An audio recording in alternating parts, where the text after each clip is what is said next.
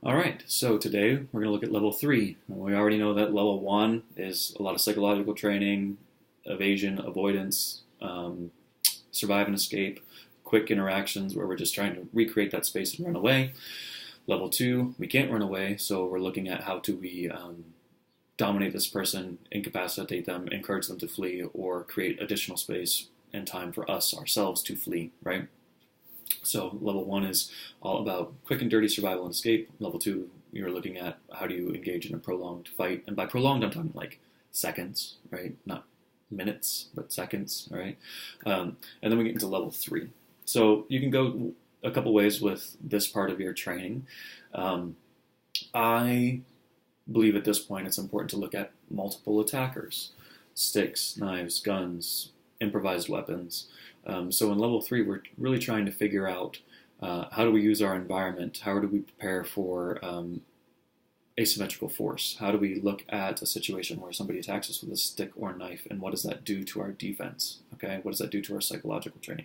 Now, up until this point, everything's going to be really consistent, all right? But all of a sudden, when you introduce especially a bladed weapon, things change, all right? It gets a lot faster, it gets a lot higher stress, there's a lot less room for error.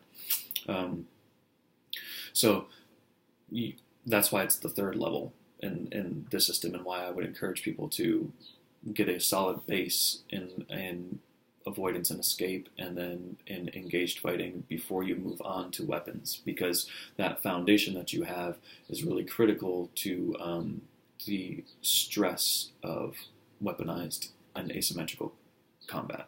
All right. So kind of the big things in level three are to understand how different weapons work. All right, so how do blunt objects work? How do bladed objects work? How do projectile weapons work? What are the appropriate tactics for each one? What is the most common usage, right? So if you look at, if you do some research into stabbings, for example, most of them are going to occur kind of like a sewing machine, okay? There's not a ton of slashing, right? Unless it's engaged. But most of the time it's going to be by surprise. It's going to be with a hidden weapon, so usually you don't know it's there until they hit you with it, and it's going to be something that is rapidly in and out, okay? And preparing for these things is entirely different than preparing for your big slashing attacks that traditional jujitsu and other martial arts really like to work off of. Those are comparatively simple to deal with.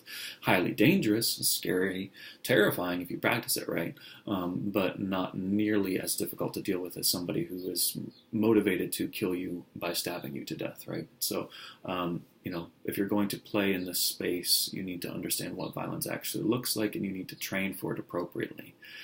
Same thing with firearms. Firearms training is a very broad field.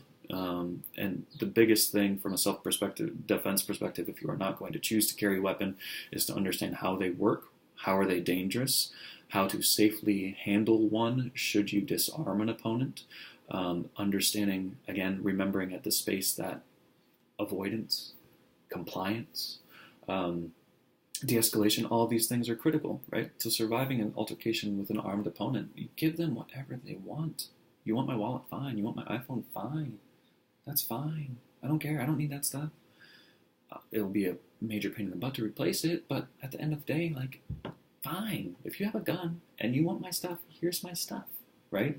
The only time that changes is if somebody's going to ask you to change location, right? So if somebody's brandishing a weapon and trying to get you to move into a vehicle, odds are they probably don't want to kill you, or if they do, they want to do it other things to you first, and so never change the location, right? So never move to a secondary location as a self-defense principle.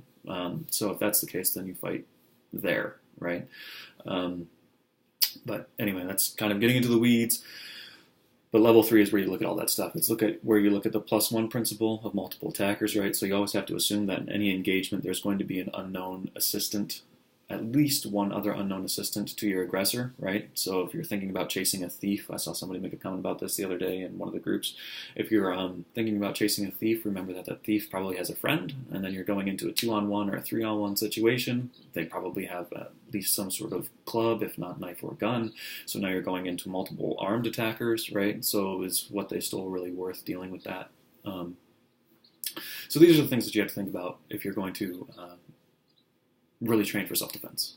Okay, it's not one-on-one in the dojo sparring where people have mutual respect. Okay, it's a whole different world, and a lot of you know that, but some of you don't, right? So just really think hard about what it looks like to engage in this type of practice, and then make your training reflect those realities, and that's how you have successful self-defense training.